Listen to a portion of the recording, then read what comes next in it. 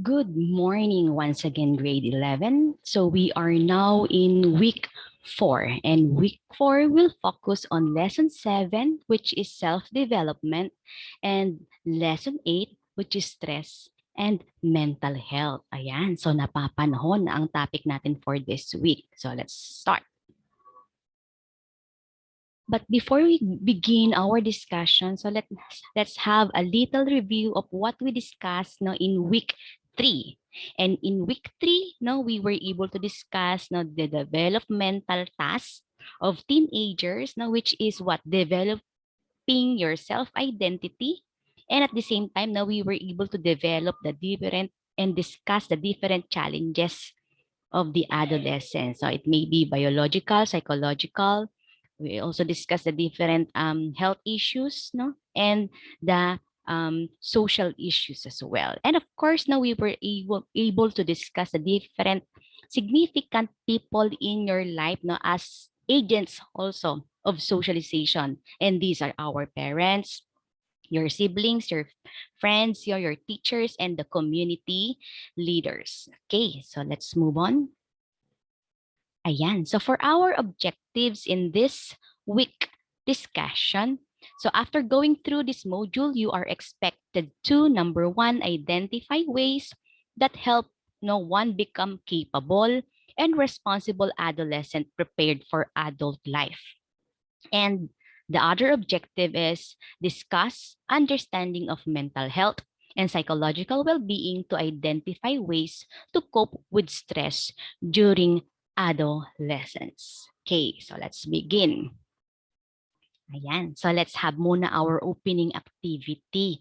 Okay, so if you are seeing my screen, so you are, yan, if you notice, you are seeing, no, it can be phrases or sentences that have missing word or words. Ayan. So all you need to do is to look at our word bank. Ayan. And tell me what is the missing word. Okay, so let's start with this one muna. Yan. Know what is blank. So what is the answer? Anyone from the group? Okay, so let's check. What's the answer? Okay, so the answer is expected. Know what is expected. Okay, moving on. So let's answer the next one. Keep your blank. So what is the perfect word for this? Okay, anyone from the group? Okay, so let's check the answer if it is correct. Ayan, so the answer is word. Keep your word. Okay, what about this one? Do your blank. Okay, anyone from the group who would like to guess? Okay, so let's check the answer. Yes, best. Do your best. Okay, yung pang-apat naman, blank when you're blank. Ayan, so I'll be needing 2 answers here. So tingnan natin kung meron makakapag-guess ka. Actually, yung isang word wala dyan sa word bank. Okay, so let me check kung sinong makakapag-guess. Anyone from the group? Okay, so let's check the answer. Okay, so the correct answer is fix and broken. Fix when you're broken. Okay, and the last here is blank your mistakes. So what will be the answer? Okay, isa na lang yung natira dyan. Okay, who would like to try? Okay, so the answer is, ayan, admit your mistakes. Okay. So since na we already completed no, the different phrases and sentences no, that we have here in my screen, so I want you to guess or I want you to look at the perfect word that these sentences or these phrases are describing. Ano ba yung pinapatungkulan ng mga phrases at sentences na to? What is the perfect word for that? Anyone from the group? Okay, so definitely, no, the topic that is being described, no, in these phrases or sentences is responsibility. Okay, so that will be our first topic for today. Okay, so let's begin. So let's define muna what is responsibility so that you would be able to really understand this kind of um, word. Okay, so when we say responsibility, it is any moral, legal, or mental obligation or duty. So that's the other term, no, for responsibility, either obligation, duty, or task, no, that is directly or indirectly entrusted to you by the people around you from which you are held accountable for whatever consequences or circumstance that may arrive in the future. So these are the tasks, these are the things that the people around you, no, is assigning to you na ikaw ang magiging responsable na wherein whatever no outcome that you will be no getting to that responsibility, you will be held accountable. Ikaw ang ano, no? Dapat manindigan diyan, 'di ba? Kung anong tama o pagkakamali na ginawa mo, ikaw dapat, no, ang tatayo para diyan. Okay? And responsibility is part of growing up. Ayan. So we really cannot avoid responsibility habang tayo ay tumatanda, nadadagdagan at nagiging challenging ang mga responsibilidad na pwede nating panghawakan. So no one can do away no with having sets of responsibility. Hindi ka pa pwedeng tumakas, hindi pa pwedeng sa iba na lang, wag ako, 'di ba no? Yan, wag ako. Yung minsan mga ganyang joke, no, wag ako. Pero pagdating sa responsibility, you cannot no use that no. Ayan, joke na wag ako. Yan, all of us no need to what handle no several responsibilities as we grow older. And being responsible no is part of every man's life. Ayan, so hindi ka buhay, no, hindi ka tao kung wala kang responsibilidad. Okay, that's our main task as well. Okay, moving on. Ayan. But my question is, why be capable and responsible adolescent? Diba? So you are in this stage of life. So my question is, why be capable and responsible? Bakit kailangan maging capable kayo, no? Dapat magkaroon kayo ng kakayahan at dapat maging responsable kayong adolescent. Bakit daw? Anyone from the group? Yes, tama. So, we are being taught and trained to develop a great sense of responsibility so that we will be capable of facing the consequences of our own actions. So, yun naman talaga ang dahilan ba't kailangan maging capable and responsible tayo so that kaya natin panindigan yung whatever consequences daw kung ano yung mga kinalabasan ng ating mga decisions, di ba? And being capable, and responsible adolescent means having a harmonious way of living, nagiging maayos yung ating pakikisama, 'di ba no? Yung ating pamumuhay sa araw-araw, no? Kasi nakikitaan ka ng pagiging responsable, nagagawa mo yung mga task na inaatang sa'yo. Ano pa? People who are known for his sense of responsibility also gain positive feedback from his peers and or environment that it can create domino effect. Totoo yan. Yung mga tao sa paligid mo, pag nakikita nilang responsable ka, nagagawa mo ng tama, no, that will be a word of mouth nila. Nasasabihan ka nila na, uy, yung batang yan, nako, napaka-responsable niyan. So, nagkakaroon ka ng mga positive feedback at nagiging domino effect daw yan, no? Lahat ng tao na may encounter mo at pag nakita nilang the same effort, the same kumbaga execution ng behavior na which is something positive, so nagkakaroon ng domino effect yan. Okay? And for the last, individuals who are being emulated by the whole community eventually serve as the key for the good transformation of the society. O di ba? So hindi lang dun sa lugar, hindi lang dun sa tahanan, hindi lang sa eskwelahan, pero pag nakita ka ng pagiging responsable, lalo na sa in community, 'di ba no? Lalo na rito yung ating mga young community leaders. So 'di ba? So kakitaan daw 'yun ng good transformation of the society. So nagiging tayo, kapaki-pakinabang sa ating lipunan. Okay, so moving on. Ayan. So what are the common responsibilities of adolescents? Ayan. So I have here several no responsibilities, and some of these no things are very self-explanatory. Kaya yung iba hindi ko na i-discuss. Like show respect to elders. Syempre, may mga nakakatanda sa atin. So marapat lang na tayo ay magpakita ng paggalang sa kanila. Ano pa? Take care of the younger ones. So ito naman yung responsibilidad natin na tayo, no, bilang katuwang ng ating mga magulang, mag-aalaga tayo ng mga nakababata nating kapatid, pinsan, di ba, no? And ano pa? Yes, study well. Importante 'yan kasi no, your education will be your tool no for your future. So kailangan mag-aral ng mabuti. Ano pa? Avoid engaging to bad vices. Ayan, yung mga bisyo.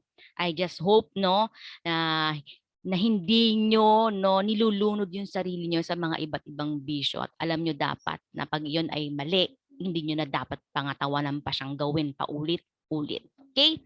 What else? What about the other responsibilities? Okay. Establish a good identity. So since this is your developmental task, so talagang kailangan you need to establish good and appropriate identity. Ano pa? Earn the trust of the people around you. So dapat pagkatiwalaan tayo. Lungkot na kapag ikaw nagvo-volunteer o pag ikaw nagsasabi na gagawin mo to, tapos ang mga tao sa paligid sabihin, ay, wag na lang ikaw. Kasi baka hindi mo magawa. Ay, wag na lang kasi nung nakaraan ganito yung ginawa mo. So I just hope no, we will avoid that such feedback no kasi we need to earn. So how to earn the trust of the people? Syempre no, for being responsible, pakita natin responsable tayo. Ano pa? Distinguish good company from bad influence. Sana ay no at this point in time nakikitala at nakikita nyo na na-identify niyo yung mga tao sa paligid nyo kung sila ba ay no makatutulong sa atin o makapagbigay lang ng ng mga maling no gawain o mapapahamak lamang tayo. At of course, ang pinaka responsibility nyo ay to know yourself better. Kilalanin nyo pa yung sarili nyo. Hindi po pwedeng, ito lang ako, ay ganito lang ako. So kilalanin mo pa, what are your capabilities? Ano pa yung mga pwede mong gawin? Ano pa yung pwede mong mabago sa sarili mo for you to know yourself better? Ayan. So my next question is, how to become capable and responsible person in preparation for adult life? Paano ba maging capable at responsible, no? Adolescent. Okay? So anyone from the group? Okay, so thank you so much for your answer. To sum it up, so I have here no several steps no on how are you going to what capable and no on becoming responsible person no, in preparation for adult life. So first is know your priority. Ano bang priority mo makatapos ng pag-aaral? O gusto mo mag-asawa na lang? O gusto mo magstay ka lang sa bahay wala nang gagawin? You must know your priority.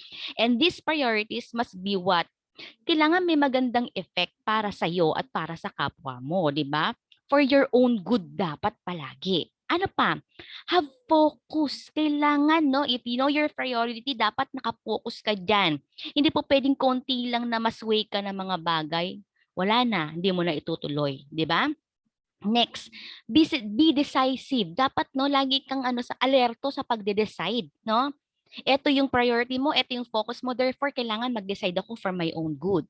Okay, next. Work diligently. Ayan, kailangan magsipag. 'Di ba? Kasi how are you going to achieve your priorities in life kung di ka naman magsisipag, 'di ba? Kung di ka naman kikilos. Next, don't count at all. Ayan, sino dito nagbibilang? Eh, nagawa ko na naman eh. Eh, wala naman namang effect eh. Tama na. So, kung gusto mong 'di ba, ma-achieve yung mga goals in life mo, no?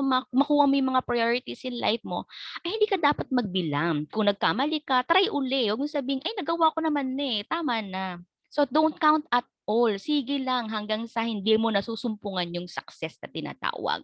Next, Stay humble. When you are responsible and capable, no, hindi ka nagbabrag ng mga kapasidad mo o yung kakayahan mo or even your successes, 'di ba, in life. So be humble. Stay your feet on the ground. Yan, wag tayo magmamayabang o kaya naman yung parang tipong kung marunong ka na mag-decide, hindi mo na igagalang yung mga magulang at yung mga taong nasa paligid natin. So be humble pa rin. Ano pa? Love your duty. Mahalin mo yung duty mo, yung task mo, yung responsibilidad mo. 'Di ba, no? Kasi pag hindi mo minahal yan, I don't think hindi ka mag enjoy na gawin yung mga ganyang bagay. And pinaka-importante sa lahat ay yung dedicate time. Maglaan ng oras. Kasi when you are responsible enough, lahat ng mga bagay na nakaatang sa'yo ay bibigyan mo ng sapat at na panahon. Hindi lang sapat, minsan nag extend pa tayo, no? Naglalaan pa tayo ng mas mahabang panahon kasi gusto mo nga ipakita na you are capable and responsible person. Okay? Next. Ayan. So let's have another activity here. So listen carefully with the instruction. So I want you to imagine you are browsing your Facebook timeline. Ayan, halimbawa, inopen mo si Facebook mo, at tapos tingnan mo yung wall mo, yung timeline mo. And of course, no, marami kang makikitang mga posts ng mga kaibigan mo. So you saw the following pictures posted by your friends. So I'll be showing you several pictures. So anong gagawin mo? So using the reaction buttons, so I want you to click the reaction you will give in each post. So ganun lang ang gagawin ninyo. Titingnan ko what will be your reaction. 'Di ba? Diyan naman sa bandang baba ng screen natin sa Zoom ay may mga reaction buttons. Meron pa yung mga plus sign, marami pang buttons. So yon. So get ready. Okay, so let's have the first picture. Ayan. So what will be your reaction upon seeing this kind of post? Okay, go. Okay, thank you so much. What about next? Ayan. So what will be your reaction pag nakita nyo yan? Maraming ganyan ngayon sa pandemya. Okay, thank you. Next. Ayan, uso din ito. So what will be your reaction? Okay, next. This one. If you saw someone with this kind of picture, what will be your reaction? Okay? And I think this is the last. Yan, when you saw a person having this kind of pose, no? So what will be your reaction? Okay, so thank you so much. Okay? Ayan. So kung mapapansin nyo, yung mga pictures o yung mga posts na I have provided you may give us ayan, stress in our lives. So nagko-contribute siya sa tinatawag nating stress, no? Minsan kahit tayo ay nag-o-observe lang, no? Minsan hindi natin alam na aapektuhan na pala tayo at eto na, 'di ba? No, nararamdaman natin na we are already stressed, 'di ba? So let's define stress para mas maunawaan nyo. Kasi baka mamaya you're claiming na I am stressed, no? Yung pala hindi nyo naman pala nauunawaan. O baka naman you are displaying behavior na ikaw na pala ang cause ng stress ng ibang tao. 'Di ba? So let's define and understand stress. Okay. So when we say stress, it is a condition characterized by symptoms of physical or emotional tension. 'Di ba? So, may mga simptomas daw na nagpapakita ng physical and emotional tension. Sige nga, would you like to give me one symptom na nagpapakita ng physical or emotional tension when you are stressed? Anyone from the group? Okay, thank you. Another, an individual may feel when he is struggling to accept changes with physical, mental, and emotional responses. So pag tayo pala ay confronted ng mga pagbabago, no? At hindi natin kayang tanggapin yung pagbabago na yon, pwede tayo makaranas ng iba't ibang physical, mental, and emotional responses, yung mga tugon natin, no? 'Di ba? And it's a natural response of the mind and body to a situation in which a person feels threatened, or worried. So stress is something natural, but how you respond, no, yon ang ating dapat kontrolin kasi it will affect your what? Mental health and as well as your physical health when you entertain a lot of stresses in our lives. Okay, so moving on. Ayan. So don't you know that stress no can be positive or negative?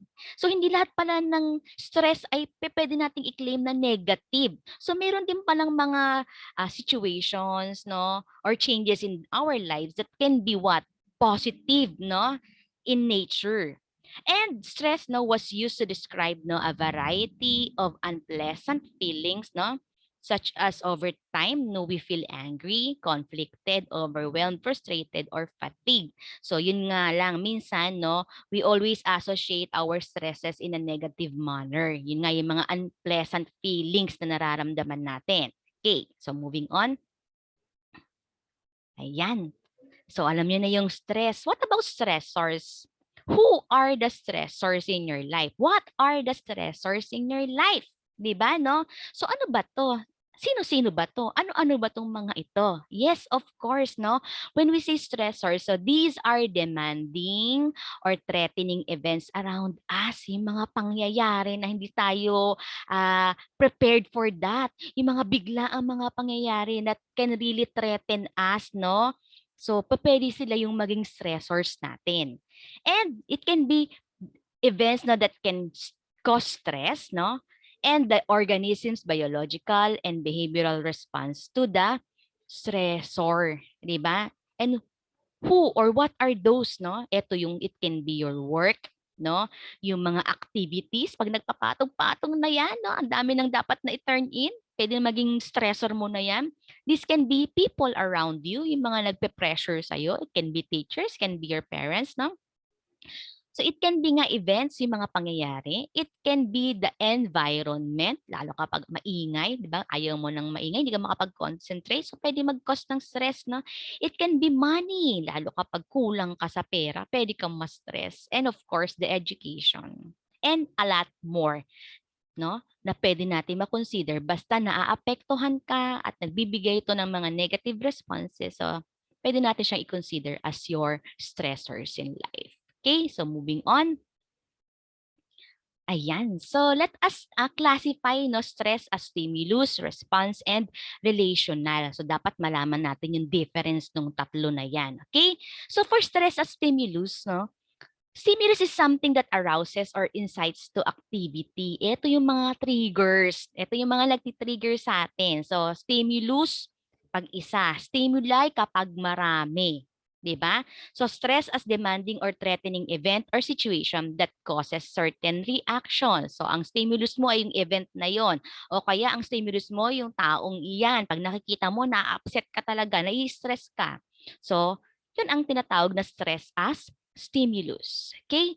What about naman stress as response? Yan. So from the word response, no, ito yung tugon, no? So stress is a response of the body to any demand, whether it is caused by or results in pleasant or unpleasant conditions. So ito yung tugon natin dun sa stressor. Paano ka nagre-respond? So it can be positive daw or negative, di ba? So many of the physiological reactions, so physical, that occur when faced with demanding situations, no? Pwedeng kabugin yung dibdib mo, accelerated heart rate, pwede kang manginig, pwede kang mautal, 'di ba, no?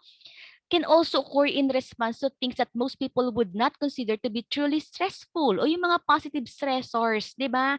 Kapag nanalo ka, pwedeng 'di bang the same reaction din, nanalo ka sa loto, 'di ba? The same reaction din, nakakabahan ka, kakabugin ka, manginginig ka din, 'di ba? So just ano 'yon, receiving unexpected good news, no? Or it can be unexpected academic reward. So pwede nating maklasify na negative or positive pero the same response no ang pwedeng ibigay ng ating katawan. So that's stress no as response. And of course no for the last category, ayan, stress as relational. Yan. So when we say stress as a relational, so when a person is experiencing stress, no, takes a step back to look no, at the situation that is causing the stress and reflect on it. Kayo ba yung tao? no? When you already sense na you are stressed, kasi may kakaiba nang nangyayari sa katawan mo, may mga responses ka na hindi nagugustuhan, kayo ba ay nag-stop? Tapos ikaw ba yung nagre-reflect, no? Para maunawaan kung ano yung nararamdaman mo, no? Ikaw ba yung nagche-check ng, teka, tama pa ba yung nararamdaman ko? Okay, teka, there's something wrong with myself. Ano ang dapat kong gawin? So with that, yun yung tinatawag na stress as relational. Nire-relate mo, no, dun sa nangyayari sa'yo, yung mga nararamdaman mo. And eventually, you will evaluate it kung tama pa ba itong gawin mo o yung nararamdaman mo, di ba? So stress is determined by the person environment fit. So usually nga naman kasi kung ano yung environment natin, no, malimit, naapektuhan tayo at nakapagbigay ito ng ating stress sa ating buhay. So tandaan niyo yan, stress as stimulus, response, and relational. Okay, so moving on. Ayan. So for this slide, I called it a cry for help. Bakit nangangailangan ng tulong? No? Let us analyze. So I have here several data pertaining to mental health in the Philippines prior the pandemic. Ayan. So wala pa si pandemic pero may data na tayo about mental health. Katulad nito, Philippines as the highest number of depressed people in Southeast Asia. So number 1 daw tayo na merong mga depressed na tao. Ano pa? Mental illness is the third most common form of disability in our country. So it really, proves the first data. Third common form daw ng disability, ang mental illness. Next, records show a high number of cases among the youth. So dun sa nagtatop 1 tayo at nagte-third, kabataan daw, ang rampant, ang merong malaking cases ng mental illness, according yan sa National Statistics Office. And to be exact, we have 3.3 million Filipinos suffer from depressive disorders. So I have discussed already what is depressive disorders, with suicide rates of 2.5 males and 1.7 females per 100,000 people. Meaning to say, mas mataas ang rate ng suicidal sa mga lalaki rather than sa mga babae. So that data is under global burden of disease in 2015. 2015 pa yan, 2021 na. So di natin alam kung mas nadagdagan pa yan. So why I am telling this to you? 'Di ba? Why do we need to analyze this data? Anyone from the group? Okay, so thank you so much. Moving on, so mas palalimin pa natin yung ating discussion. Ayan. So let us again understand the totality of mental health and why so that you would be able to really understand why do we need to really safeguard our mental health lalo na sa panahon ng pandemya. Okay, so when we say mental health, it is a condition of being sound mentally and emotionally that is characterized by the absence of mental illness and by adequate adjustment, especially as reflected in feeling comfortable about oneself. Ayan. So pag sinabi daw, condition of being sound mentally and emotionally. So meron kang matamang pag-iisip at may matama kang nararamdaman. Again, 'di ba, the seat of our emotion ay nandito rin sa ating brain, The hypothalamus is the specific part responsible for our emotions. So kailangan matama, maayos. So pag maayos yan, you have your what? Good mental health na tinatawag, 'di ba? At feeling comfortable about yourself. Are you comfortable with yourself? Komportable ka ba na yan ang iniisip mo? Komportable ka ba na yan ang nararamdaman mo? So pag sagot mo ay oo, then you are having what? Positive or healthy mental health. And it is also a positive feeling about others. Ayan. So pag tayo ay patuloy tayong nakakaunawa at meron tayong positibong pagtingin sa kapwa, that is good sign ng mental health. And at the same time, the ability to meet the demands of daily life. So kahit na mahirap, maraming pagsubok araw-araw, pero napaglalabanan mo yon at napagtatagumpayan mo yon, no? Ayan. So you are displaying no positive mental health. Okay? Ano pa? Ayan. So sabi dito, having a good mental health is also a state of the overall well-being of a person associated with. Ayan. So ito we have here 4 criteria for us to really know kung tayo ba ay mayroong overall well-being. Diba? Number 1, can set and aim your goals. Nakakapag-set ka, diba, ng mga priorities in life, goals in life. Diba? Nakakapagbigay ka ng focus about it. Ano pa? Enjoying your life to the fullest, na enjoy mo yung buhay, 'di ba? Kahit na may hardship, kahit na maraming challenges, still nag-e-enjoy ka, 'di ba? You are enjoying one at a time, 'di ba? In your life. Ano pa? Can have and maintain a good relationship with other people. Ikaw ba yung taong ano no, marunong makisalamuha, kayang mag-adjust sa iba't ibang klase ng tao. So with that, pwedeng sabihin may good mental health ka. At ang pinaka-last na criteria is yung able to manage and recover from loneliness and stress. Ayan, yung kaya nating hugutin yung ating sarili saan sa kalungkutan daw at sa stress. Meaning to say, kaya nating ibalanse.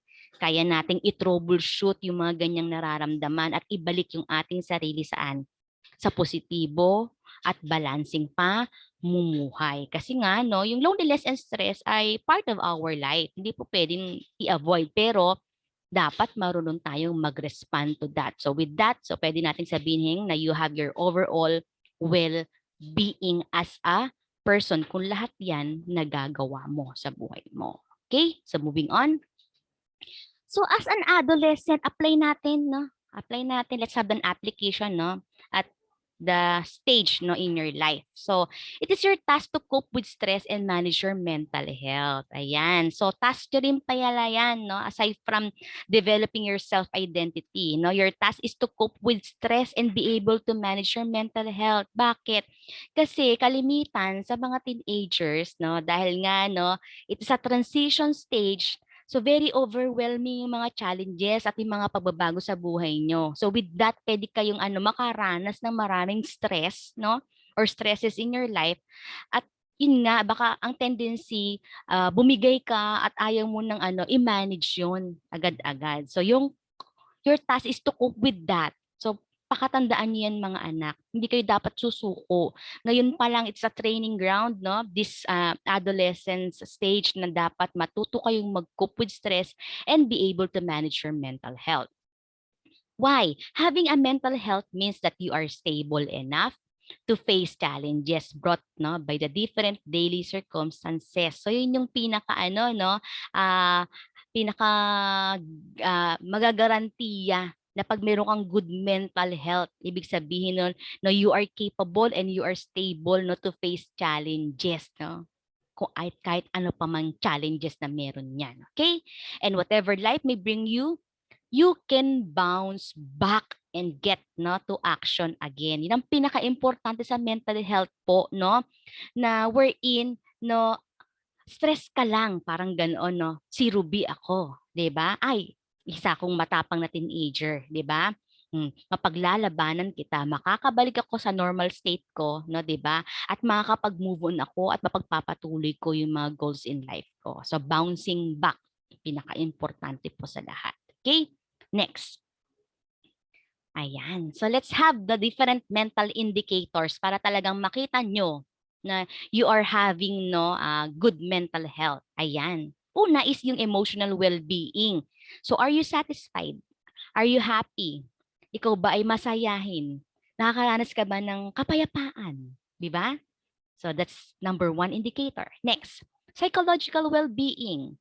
Ayan, meron ka bang self-acceptance? Ayan. Ito ba yung mga personal growth including, ayan, openness? Open ka ba sa mga iba't ibang challenges, experiences? Are you positive enough? Are you optimistic? Are you hopeful? Diba? Yan. Are you looking for the purpose in your life? Ayan. Do you know how to control your environment? Diba? Do you have self-direction? Ayan. And do you have positive relationships? So papasok lahat yan sa psychological well-being. Next, social well-being. Ito naman yung, ayan, dapat may social acceptance. You know how to mingle with others, di ba? You know how to accept others, di ba? Kaya natin tanggapin kung ano man yung mga flaws nila. Believe in the potential of people, naniniwala ka sa kakayahan nila, no? And meron kang tinatawag na personal self-worth, 'di ba? Kahit na ba alam mo, no, na kahit na gaano kahirap ngayon ang sitwasyon, alam mo na meron kang mako-contribute, no, sa komunidad. So that's social well-being. Okay? Yan. So this time naman, what are the ways not to maintain positive mental health? Ayan. So we have here several no steps on how to maintain mental health. Yan. So I just hope no you are really looking into this kasi importante to lalo na sa panahon ng pandemya. Kailangan natin talagang pangalagaan ng mental health. So ang pinaka number one na dapat na task natin is to develop what? Self-help skills. So ano yung mga self-help skills na yan? Pantulong sa sarili mo. Of course, no? Connecting with people. Ayan, makipag-usap, makipag-chat, makipagkwentuhan, makipagtawanan. Di ba, no? Part yan na makakatulong sa'yo. Stay positive. Maging positibo lang. Huwag lagi mag-entertain ng mga negative emotions, negative thoughts kasi nakaka yan pagod yan at ano yan no lalong pababa no ng iyong moral no as a person. Ano pa? Getting physically active. Sino dito nag-exercise kahit stretching lang? Kasi yung pag physically active ka, nababalanse din niya ang chemical ng ating brain. Nakakatulong 'yan, 'di ba? Para maging healthy ang ating mind. And of course, no, help others. Patuloy po tayong tumulong sa ating kapwa. Nakakatulong din yan sa mental health natin. We feel good kapag nakakatulong tayo sa ibang tao. Getting enough sleep at least 8 hours, 'di ba? Huwag masyadong abusuhin ng katawan. Matulog po tayo sa tama oras, no? At matulog, no, ng sapat. Okay? Eat well, especially yung mga nutritious foods, balanced diet, no? Vegetables, fruits, 'di ba? Importante po 'yan lalo ngayon sa panahon ng pandemya. And be able to develop different no coping skills. Siyempre, ang daming mga circumstances, ang daming mga problema na pwede natin ma-encounter. Kung meron ka mga different coping skills, aba makakatulong 'yun no para ma-solve mo yung mga iba't ibang dilemma and problems in your life. Okay? Moving on. So, I want you to remember this, no, to sum up our discussion. So, mental health problems are really common. Pansin niyo naman nga dun sa data na pinresent ko sa inyo. So, these are common kasi lahat tayo po pwede makaranas niyan. Lahat tayo capable na maramdaman yan, lalo kapag hindi tayo makakope dun sa stress na tinatawag. But they are not a sign of weakness and can happen to anyone. So hindi yan senyales ng kahinaan ng tao, 'di ba? So that's part of life, no? Kaya nga sabi it's okay not to be okay, 'di ba, no? But mental health no can be prevented and can be treated. Tandaan niyo yun, anak. Pag nararamdaman niyo na there's something wrong with yourself, sa tingin mo nalulunod ka na, hindi mo na natutulungan ng sarili mo, 'di ba? O yung tao sa paligid mo napapansin mo na hindi nagiging healthy, then no, kailangan na nating mag-ask ng help with the professionals. It can be no pwede tayong mag-consult sa isang psychologist or sa isang psychiatrist kasi this can be prevented and can be treated. Tandaan niyo po yan, nagagamot po iyan. Okay? Punta lang tayo sa tamang mga professionals. Okay, moving on. Ayan. So kaya naman, make your mental health a priority. Lagi niyo yung maging prioridad sa inyo. Wherein, no, when this is your priority, you would be able to think positive, talk positive, and feel positive. Laging ganun po, no? Get rid of the negative emotions, negative thoughts, no? And negative words. Kasi hindi nakakatulong po yan. Okay? And mental health begins with me. Tandaan niyo yan. Walang ibang magsi-safeguard ng mental health nun ay kundi ikaw, ang sarili mo. Okay? So with that, so what are your takeaways and how these takeaways can help you improve yourselves? Anyone from the group? Okay, so thank you so much. So with that, let me discuss the different activities that you are going to accomplish during our asynchronous time. So let's have the activity number one. Activity number one is all about steps on becoming responsible. So in this activity, you are to list the steps on how you can be capable and responsible adolescent who is ready to face adult life. So I want you to name the four most relevant and effective means that you have applied in your life. So ano na yung mga tested and proven na strategies na ginawa nyo, di ba? So use the stairs. So ito po yon, the stair diagram, and explain your concept using the guide question. So pag nagawa, lagay nyo na dyan sa stairs yung apat na strategies niya, no? Four most relevant and effective means, no? So I want you to explain using the guide question. Number one, what is so special with the steps you have mentioned in your diagram above? Bakit siya naging special? Bakit siya kakaiba? And next, number two, how can these steps be of great help in making you responsible and confident adolescent facing adulthood? So papaano ka na matutulungan ng mga steps na yan, no? Para maging responsible and confident adolescent facing adulthood. Okay? So next one. For activity number 2 naman, ito naman yung learning the skill, no?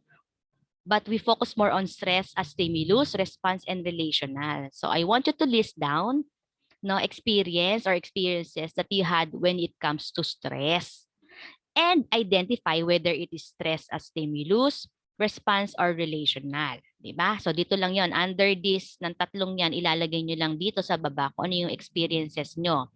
Kasi ika-categorize nyo as stimulus, response, and relational.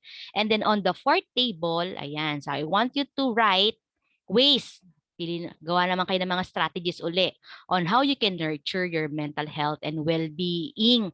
So paano nyo mapapangalagaan yung mental health and well-being nyo. So you can refer to our discussion. Pwede kayong pumamulot doon ng sagot or pwede naman kung meron kayong mga kakaibang strategies na talagang effective ay pwede nyong ilagay dyan. So okay. So on the fourth table ay yung mga ways on how you can nurture your mental health and well-being. Okay, next. For activity number 3 yan, ito yung sharing is caring natin. All you need to do is to write the threats and opportunities of the given situation. So write your answer on a separate sheet of paper o kaya naman kung meron tayo dun sa ating Google Classroom, i-encode nyo lang po. So like we have here several situations, 1, 2, 3, 4. So titingnan nyo lang, identify nyo lang yung threat. 'Di ba? At the same time, yung opportunity kapag nandoon ka sa sitwasyon na yan, so something positive and negative lang po, identify lang. Okay? Next.